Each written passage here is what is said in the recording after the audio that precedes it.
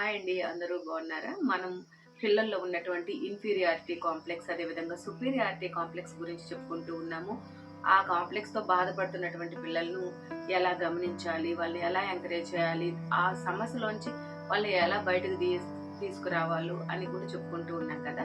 ఈరోజు ఒక ప్రత్యేకమైన లక్షణం ఉన్నటువంటి పిల్లల గురించి చెప్పుకోబోతున్నాము. ముఖ్యంగా 9వ తరగతి నుంచి డిగ్రీ వరకు చదివే పిల్లల్లో ఉన్నటువంటి విచిత్రమైన మెంటాలిటీ గురించి అయితే చెప్పబోతూ ఉన్నాను. దీనిని లోలిటా కాంప్లెక్స్ అంటారు. ముఖ్యంగా ఆడపిల్లల్లో ఇలాంటి కాంప్లెక్స్ ఉంటుందండి.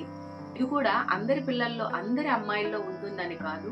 కుటుంబ వాతావరణం సరిగా లేని పిల్లలు, లేదా తల్లిదండ్రులు ఎడబాటుల్లో ఉండేవాళ్ళు, అక్రమ సంబంధాలతో ఉన్నటువంటి కుటుంబాల్లో ఉన్న పిల్లలు ఆ ఇంటి వాతావరణానికి, ఆ ప్రభావానికి గురయ్యి వారిలో ఇలాంటి లోలిటా కాంప్లెక్స్ అనేటటువంటి లక్షణం పెంపొందుతుంది అని సైకాలజిస్టులు అయితే చెప్తూ ఉన్నారు.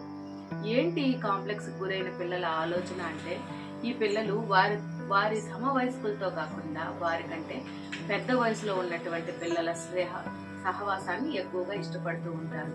అది కూడా అమ్మాయిలు కాదు, అబ్బాయిలు. తన అన్న వయసు ఉండేవాళ్ళు, తండ్రి వయసు ఉండేవాళ్ళు, బాబాయ్ వయసు ఉండేటటువంటి మగవారితో స్నేహాన్ని ఇష్టపడుతూ ఉంటారు. ఎక్కువగా వారితో గడపడానికి ఇష్టపడుతూ ఉంటారు. ఇలాంటి పిల్లల్ని గమనించి జాగ్రత్త చేయకపోతే వారి జీవితం అన్యాయమయ్యేటటువంటి అవకాశం ఉంది.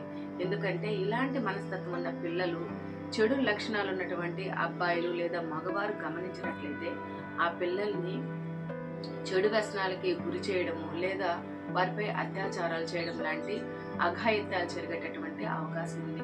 అందుకే 8th లేదా 9th క్లాస్ నుంచి చదివేటటువంటి పిల్లలు, పైగా ఇప్పటి పరిస్థితుల్లో పిల్లల్లో మీడియా ప్రభావం కావచ్చు, సినిమాలు, అదేవిధంగా సెల్ ఫోన్ ప్రభావం చాలా చాలా ఎక్కువగా ఉంది.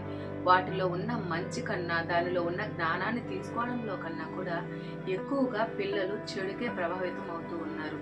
సినిమాల ప్రభావం, సీరియల్స్, అదేవిధంగా సెల్ ఫోన్లో వచ్చేటటువంటి కొన్ని అసభ్యకరమైనటువంటి సన్నివేశాలని వాళ్ళు మనసులో చిత్రించుకొని వాటిని అలా అనుకరించాలని ప్రయత్నం చేసే పిల్లలే ఎక్కువగా ఉన్నారు.